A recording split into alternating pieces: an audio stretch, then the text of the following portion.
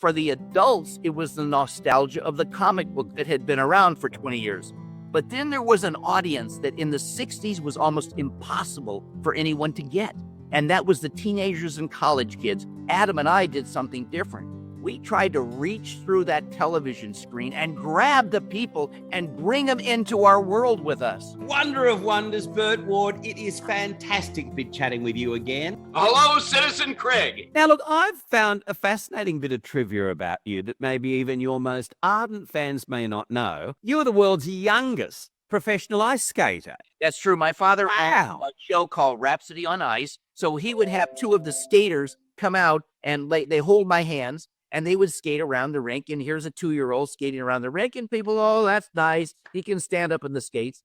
And then they would let go, and I would skate around by myself, and people were screaming, how could a 2-year-old be skating, like this? And so I remember that. And so that is true. That was and then I was written up in, well, believe it or not, there was a Ripley's, believe it or not, that hadn't even come out yet. There was a predecessor to that called Strange as It Seems. And this was in 1947. I was 2 years old, and strange as it seemed, Bert Gervis Jr. is a skilled professional ice skater at age 2. You know what? In Hollywood, you hear the term overnight sensation. It's kind of applied to a whole bunch of now famous people.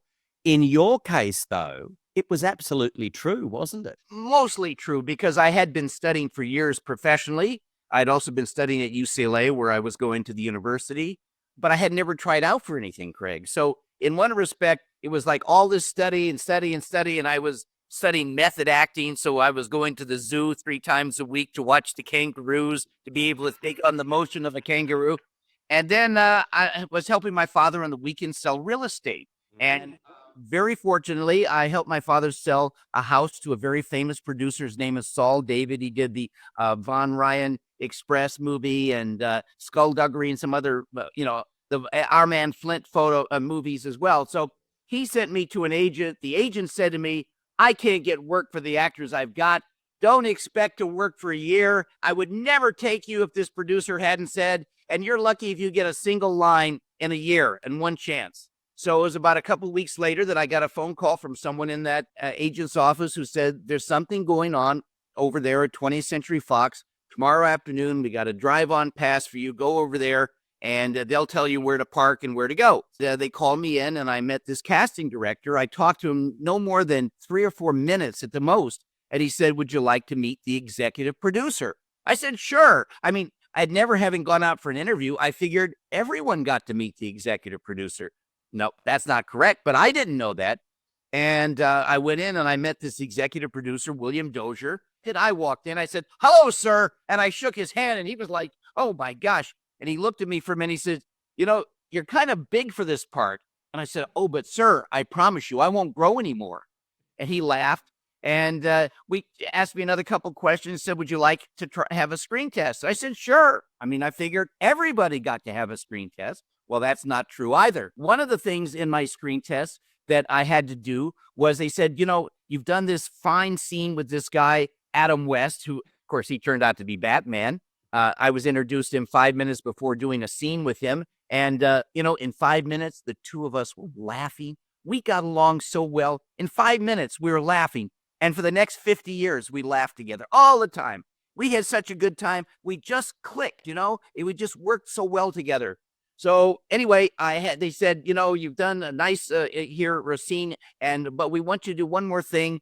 And I said, oh, what's that? They said, oh, you go over to the other end of the soundstage. We've got 2 wardrobe guys that are going to help you get dressed. So they got me into this outfit. Craig, the most uncomfortable thing I'd ever worn in my entire life. Everything hurt. Everything itched. And all I could do was hobble. And as I hobbled for the door to leave, to go out back to the set, being a positive person, I turned to these 2 guys and I said, the good news here is that after another 15 or 20 minutes, I'll never have to wear this costume again. Famous last words, right? Do you think Adam had a hand in you being cast as Boy Wonder? No, I don't think so.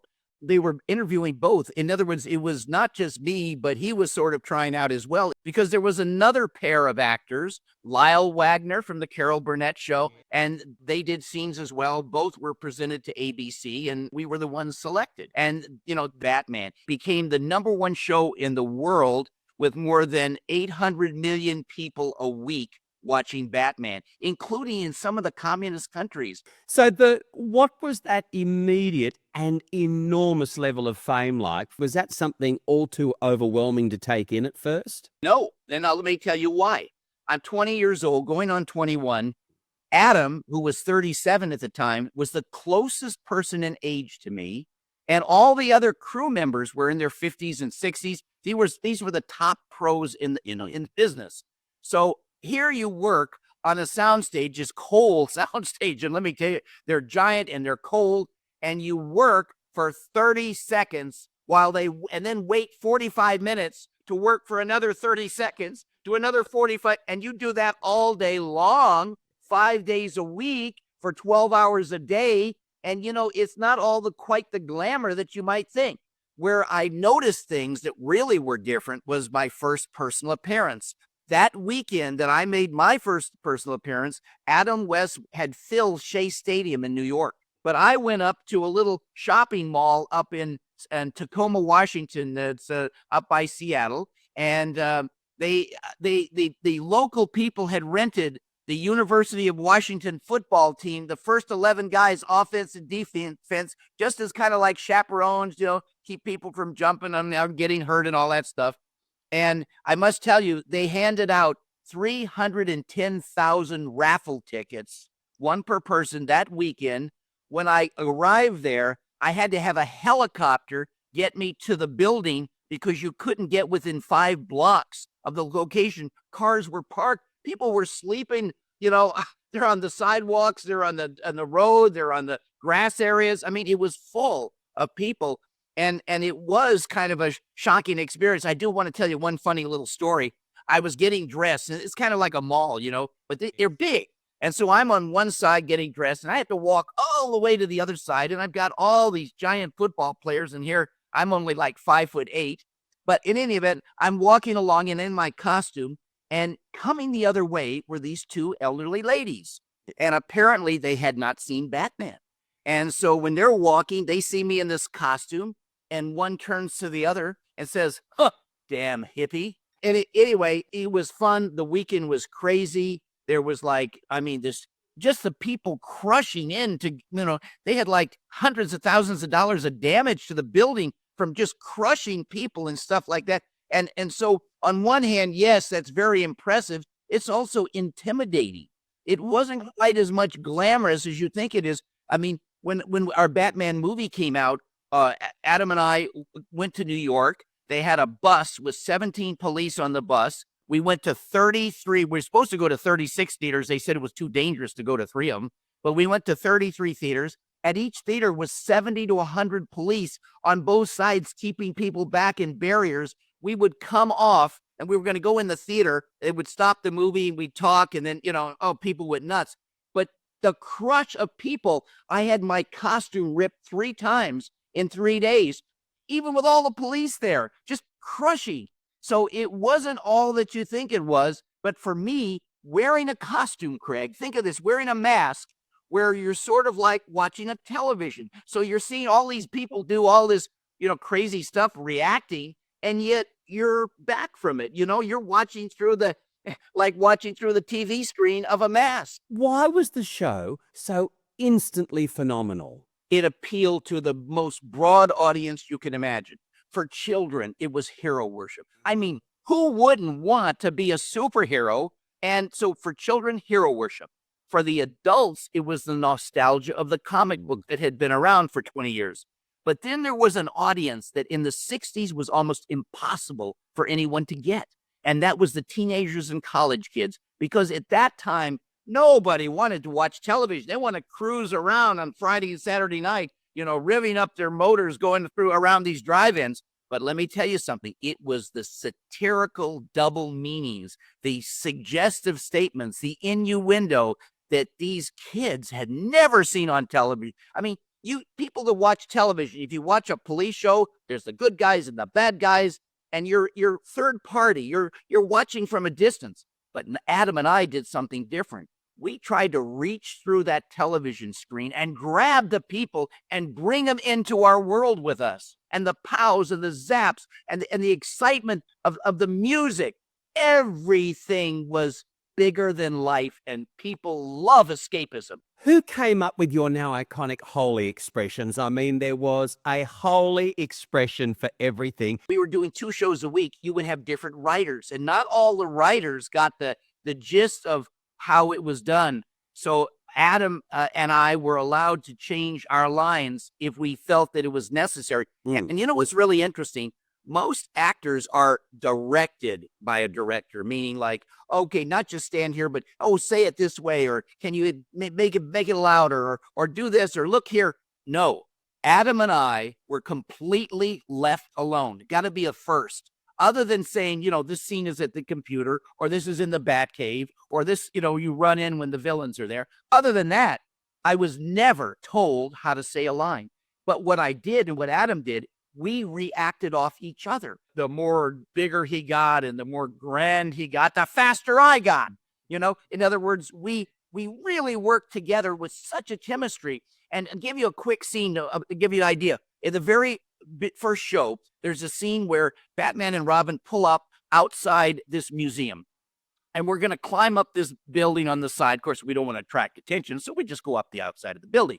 But so the idea was we pull up in front of the camera, and the camera crew and everybody, said they expected Bert to open the door and get out like most people get out of the car. Well, I don't do that. Okay, I did what I thought was right, which is I turned around from the seat, got up, stood up, and walked on the door back on the tail fin and jumped off back. And the director said, "Cut! You can't do that, Bert. We're set up for you to come out the door." I said, "Well, okay, I'll come out the door." He said, No, actually, what you did was perfect. In the 120 episodes you did, somebody counted up that there are 359 utterances of holy whatever it might be. I mean, don't you love that dedication to your show? Oh, well, there's a lot more detail than that. Let me tell you, when I would make personal appearances, you'd have people that are, such into trivia. Like, well, do you remember the scene against the Joker? And that particular episode, he had 7 henchmen. And I always wondered, what was the name of that henchman second from the left? Wow, how am I going to know? I can remember. I mean, in other words, people would end up knowing more about the show than I knew about the show. Riding around in the Batmobile looked like it would be everybody's dream of Disneyland. Great fun, right? Exactly. In your case, it nearly killed you. My very first shot, up in Bronson Canyon in the Hollywood Hills where the Batcave is. Simple shot. The Batmobile is going to come out of the Batcave. It comes straight toward the camera, makes a sharp left turn, and that's when the car spins around and the dust comes up and it says Gotham City, 14 miles, a sign comes up. Simple enough. So they say, "Bert, you go in the cave, get in the Batmobile. We're going to have you drive out." Okay. So I go in the cave. It's kind of dark, In fact, it's very dark. It takes a few minutes to adjust. I get in the Batmobile. I look over and I think it's Adam. But you know how when you have a feeling that something's not quite right? I said, "Adam?" He says, "No, I'm Hubie." I said, "Oh, well, where's Adam?" "Oh, I think he's out having some coffee." I said, "Well, why isn't he here?" He said, "Oh, because this is a very dangerous shot. And the studio doesn't want to take a chance of Adam West getting hurt." I said, "Well, that makes sense." And I said, "Well, what's so dangerous about it?" "Well, we got to come out at 55 miles an hour directly at the camera. We're on dirt. So, and I have to make a sharp left turn. It's going to skid around the back and go down the other side." I said, "Is it really dangerous?" He said, "Oh, absolutely." He said, "In fact, the more broken bones I get, the more money I make." And I'm sitting there and I'm saying, "Well, wait a minute." I said, do I have a stuntman?" He said, "Oh, yeah, you got one." I said, "Well, that's good. Where is he?" "Oh, he's having coffee with Adam West." And then I hear the director say, "Roll it up, get ready to shoot." And I'm saying, wait, whoa, there's a terrible mistake here. They come running up. "Bert, what's the problem?" "Well, this man's a stuntman. He's telling me it's a dangerous shot." Yeah, we know all that. "Yeah, but you tell me I have a stuntman that's having coffee? Why isn't he here instead of me?"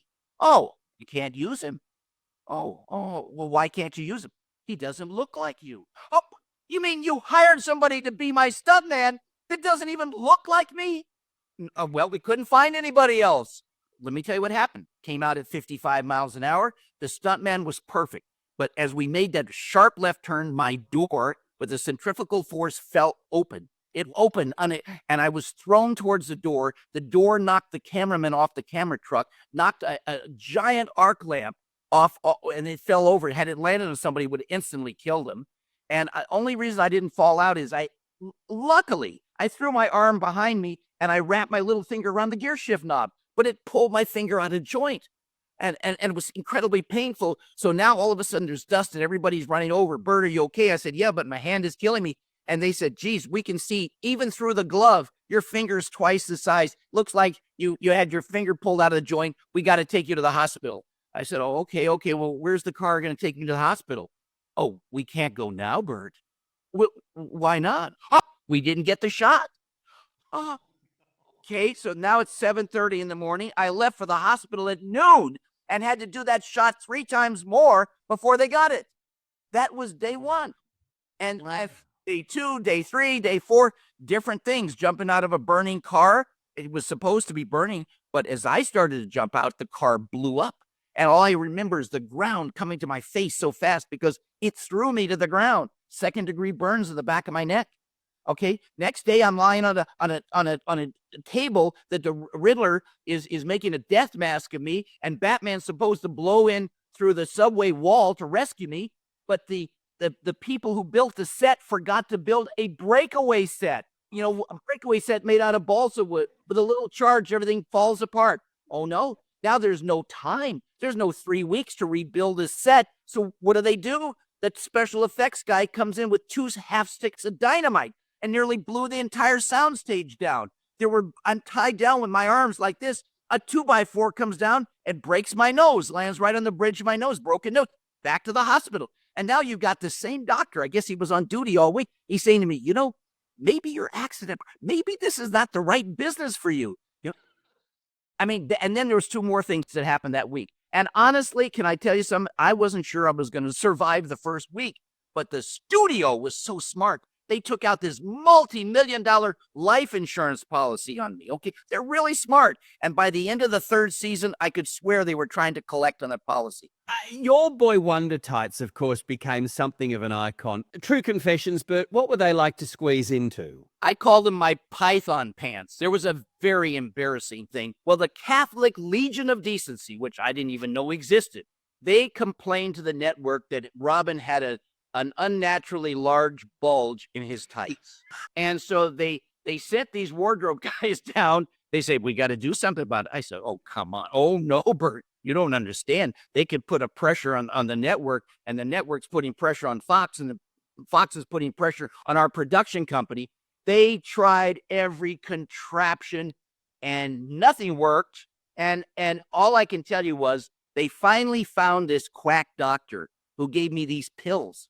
And I took them for 3 days, and it worked. But then I got worried that I'd never be able to have children. So I stopped taking the pills and used my cape to cover. So that's why you often see me holding the cape. You know, whenever things would rise to the occasion, I would right away grab that cape. You wrote one of the dishiest, utterly compelling memoir, Boy Wonder, My Life in Tights.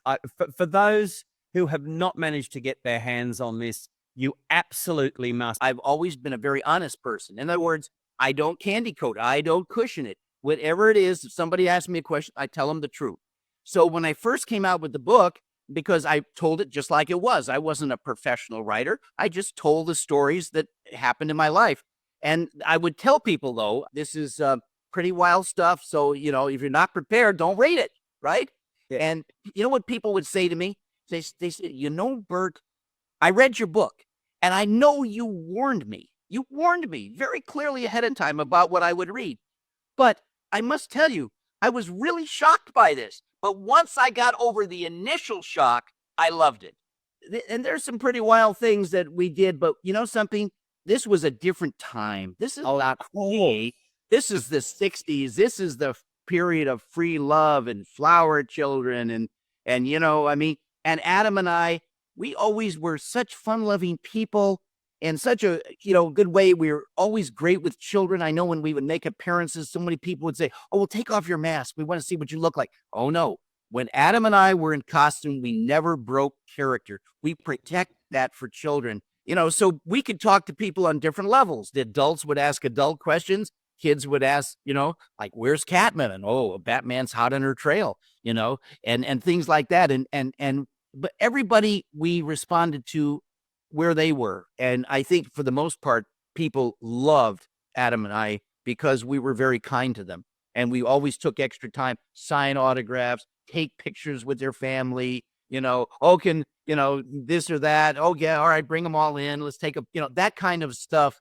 Always polite, always nice. I know in your book you said that from time to time he was a bit of a scene stealer and whatever else, but the truth is, in your heart, you two loved one another. There were two sides to him, kind of like two sides. So on one side, he envisioned himself bigger than life. He envisioned himself, like he said to me one time, Bert, there's the 3 Bs. I said, oh, well, 3 Bs, yes. Batman, Bond, and of course the Beatles. And I said, oh yeah, okay. Well, the more grand he was, the more down to earth I was, and the this and that and this and that. On the other hand, this man had a sense of humor that was far better than any comedian I've ever seen. I mean, his natural sense of humor, we'd be making a personal appearance, and you have some young ladies come up, and he, they say, oh, it's so nice to meet you, Batman and Robin. And he says, he have his cowl on, and he do something unpredictable like, oh, would you scratch my ear? They kind of put their hand out, kind of scratch his ear. He says, oh, that feels so much better. He says, and as I look at you, I'm beginning to feel strange stirrings in my utility belt, and it's these unpredictable, you never know what he's going to say. That and it's like, oh, here we go. But he and I, we loved each other. I loved Adam, and he knew that. I knew how much the two of us cared for each other. We were great friends. We would play tennis on the weekends.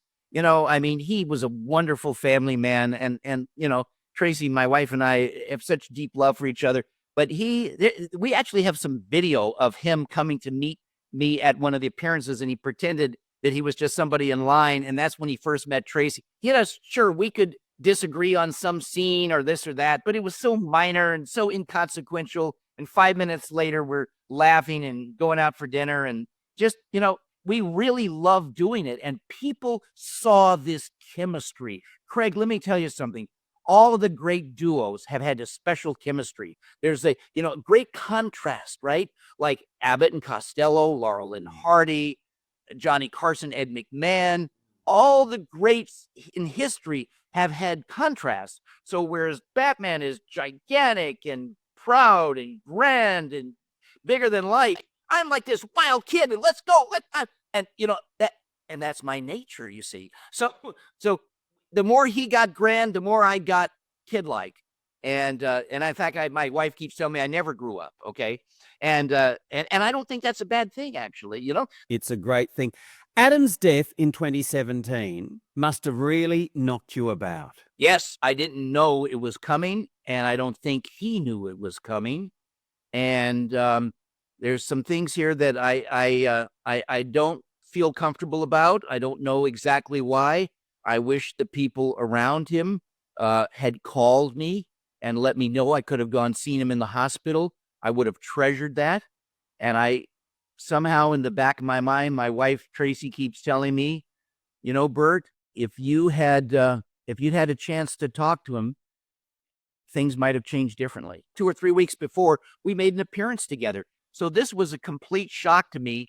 And I was really bothered by it, that I didn't know anything about it. And I'm still to this day not satisfied with what I've heard. I lost one of my dearest friends, somebody that was always a friend, somebody that we had some of the greatest times together, that any people could be just as friends, I mean, I never had a friendship like that where we were, and it was so funny because you could put the two of us together. We would walk in a room and people would turn around and stare, and then they'd start laughing. And it's like, why are they laughing? What have I done? Am I something wrong with my clothes? Why are they? It was that I don't know. It's this amazing chemistry that we had, and everything that we did together, it just worked. And if they could say a scene was fine, and if Adam and I didn't feel it was right, we'd say, no, we got to do this again. Oh no, it was fine. Nope, no, it wasn't right. We got to do it again. and we would get our way, and we'd get it. And so we tried to make sure that everything that ever came out in our performances was the best we could do. Okay, Bert, so tell me about the great Cesar Romero, who, of course, was impeccable as the Joker. He was always prepared. He was immaculately dressed in costume. He was instantly responsive. It's almost like something that it is not even, I mean, it was so perfect in what he did that, I mean, it's like, and you're just amazed. And yet he could laugh, he could talk, but he was a very grand person. You just feel like, oh, wow, this guy is really something else, just really grand. And just the way he carried himself, really nice man. And then there was Burgess Meredith as the Penguin. He was an amazing actor. And of course, he had stopped smoking many years before, and they forced him to have this long cigarette holder, and he didn't want to smoke. And he didn't really have to inhale it, but he just had a thing going on with that cigarette holder. So, but always a nice man. And, he's done so many great movies and stuff with all the Rocky movies. Just a great man and a wonderful person to work with. Frank Gorshin as the Riddler. The man had a rubber face. Can you imagine? He just like rubber. He could be anything. And his laugh and his spontaneity and his timing, it was because he was such a great comedian. Everything was just a perfection. It was wonderful. I loved him. Julie Newmar, of course, as Catwoman. Well, not only was she fantastic and very beautiful, and gigantic. I mean, this lady's 6'3", and she wore her 4-inch heels. She's 6'7". I mean, these people are just gigantic, but such a nice lady, but with such a kind of an introspective thing. I mean, let me tell you something. It wasn't just an actress going out and do it. Julie's nature is this very introspective kind of thing. You never know what she's going to say. And she could say some really embarrassing things when we went with appearances, even Adam. And Adam, like, always prepared for everything. Like, Mr. Control, right? Just everything.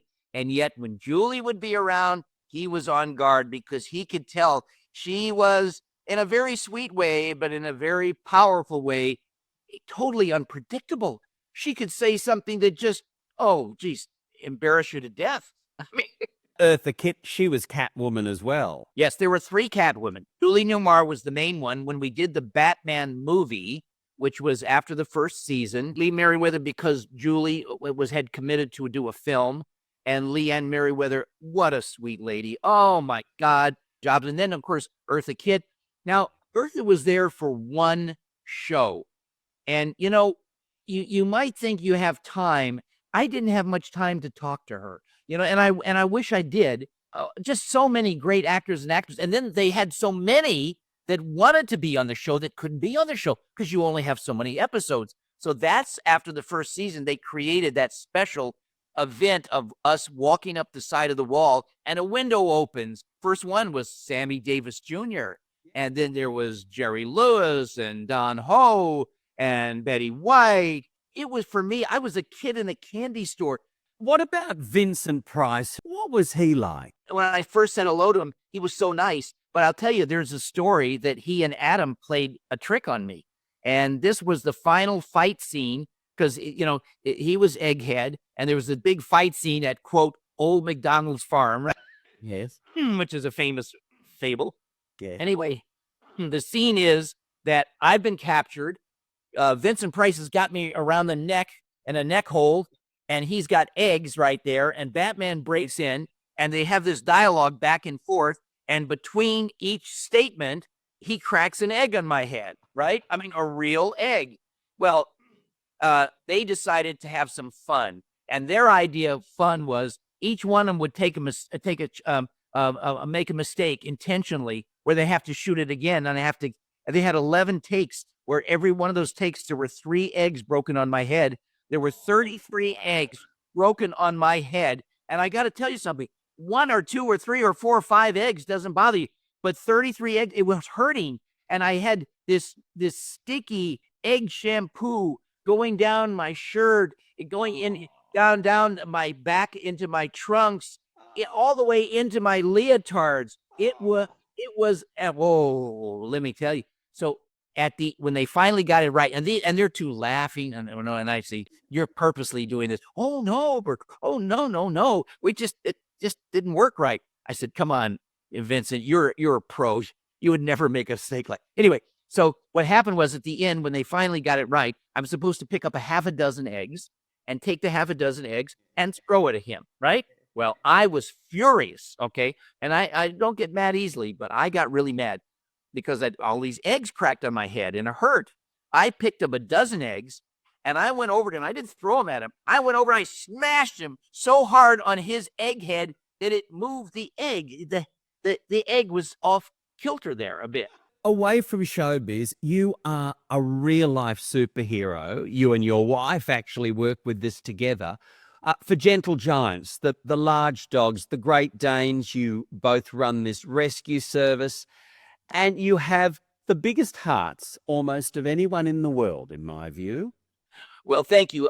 In a nutshell, 27 years ago, when Tracy and I had our daughter Melody, and I remember we wanted to get a dog for our daughter to grow up with, and we found this Great Dane that we rescued, and then we heard that there's another one that needs rescue, because what happens is if somebody has to give up a dog and there's nobody there to rescue it, it goes to a shelter, and because more than 1 million dogs a month are put to death in the United States because there's nobody to care for them. And all these giant Great Danes, beautiful, so gentle.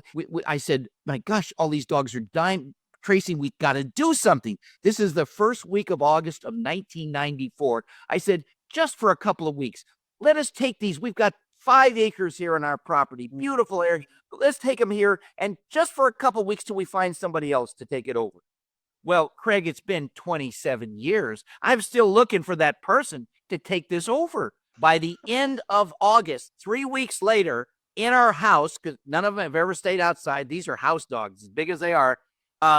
104 full-size Great Danes and 62 puppies under 7 weeks of age. First, it was just Great Danes. Oh, but let me tell you, if somebody would come to give us a Great Dane, they say, well, I've got this other dog here. It's a Mastiff, and they're kind of in the same family, and I guess I'll just take that one to the shelter and they'll put him to death. And Tracy and I would look at you, no, don't take that. We'll take that dog. For the last 27 years, I've never had less than 50 living in my house at the same time. And we feed 600 pounds of our dog food every day.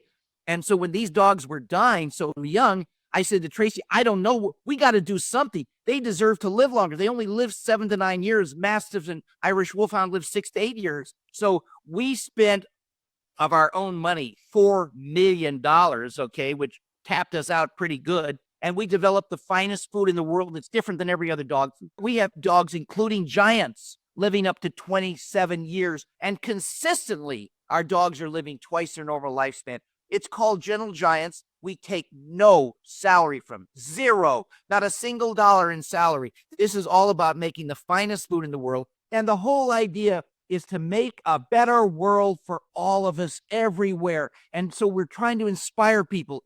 Even if it's the littlest thing you could do, take a blanket to an animal shelter, do something kind, and make this a better world for all of us. I would like to mention one thing. Everybody in this world is looking for happiness, right? I mean, wouldn't you say everybody wants happiness? And I learned something along the way that there are 3 essentials to happiness. And I want to share those for your viewers. Number 1, someone to love. Number 2, something to do. And number 3, something to look forward to. I'll tell you something really kind of crazy here. We, on our bags, I have my personal cell phone number. And the reason I do that is because people call for help with their pet, and they don't want to talk to somebody that doesn't have the experience that my wife Tracy and I have. I mean, just think, 15,500 dogs over 27 years, 7 days a week, caring for these animals. We have a level of experience that very few of anybody else that I know of in the world has. And they're living in our house with us. They're not, I've got them all around me now. They're in the bedrooms, the bathrooms, the kitchen, everywhere.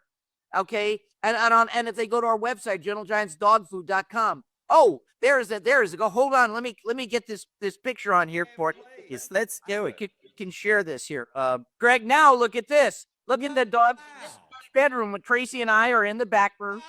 Everybody lives a nurturing, loving life together. And that's the world that we created for them. And that's the world we're trying to create for every pet owner, a nurturing environment, because the happier these animals are, the longer they live. And you know something, Burt Ward, you are an absolute testament to that wonderful old expression that real-life superheroes sometimes don't come with capes. That's true. Although I tell you one thing, I'm still climbing the walls, but for different reasons.